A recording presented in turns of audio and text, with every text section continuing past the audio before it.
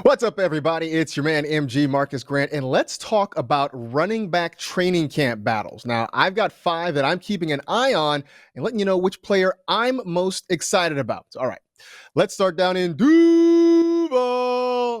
Apologies to Adam Rank there, but we're starting with James Robinson and Travis Etienne. Now, Robinson was a fantasy darling last year, but in 2021, I have to side with the rookie Etienne, who's going just slightly ahead of Robinson in the 5th round. Now, Etienne's speed is enough to get your curiosity, but his receiving ability should get your attention. He caught 85 passes in his final 2 seasons at Clemson, and his early work in training camp has him challenging to be Jacksonville's running back 1.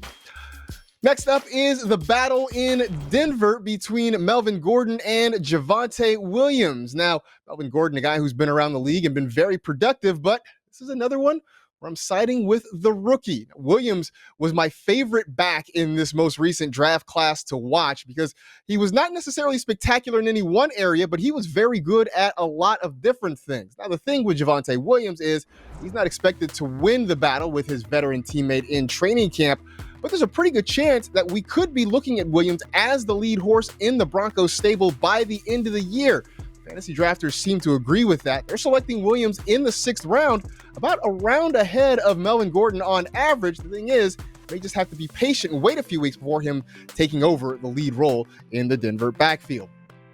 All right, let's head back down to Florida for a 3-headed camp battle in Tampa between Ronald Jones, Leonard Fournette, and the newly acquired Giovanni Bernard. Now, the idea of a 3-headed monster isn't super exciting, but I'm going to keep the faith in Ronald Jones. I know I'm a homer, go Trojans, all that stuff. But you know what? Here's the thing about Rojo.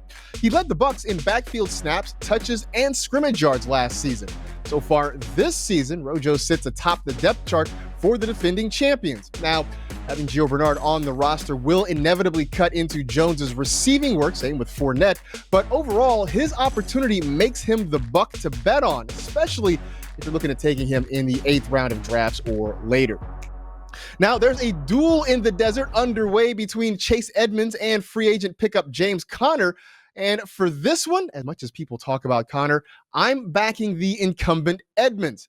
Now, last season, as Arizona's number 2 running back, Chase Edmonds outplayed starter Kenyon Drake for long stretches. But now, with Drake in Las Vegas, Edmonds takes over the top gig in the Arizona backfield. Reports that Conner could be the guy for short yardage and goal line work could hurt Edmonds' productivity, but his ability to catch the football means he's still the Cardinal to target. If you're looking for a running back in the middle rounds or later, we're living in a PPR world, he's kind of a PPR running back.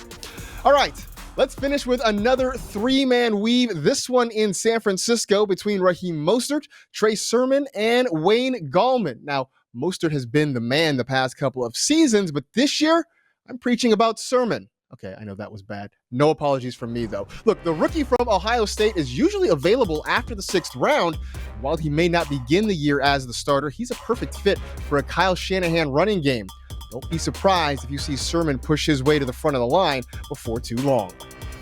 Signups for NFL Fantasy are now open. It's fun, easy to play, and free. Plus, we've got live in-game highlights and player stories to help you crush the competition. To play, just download the NFL Fantasy app or head over to NFL.com/fantasy.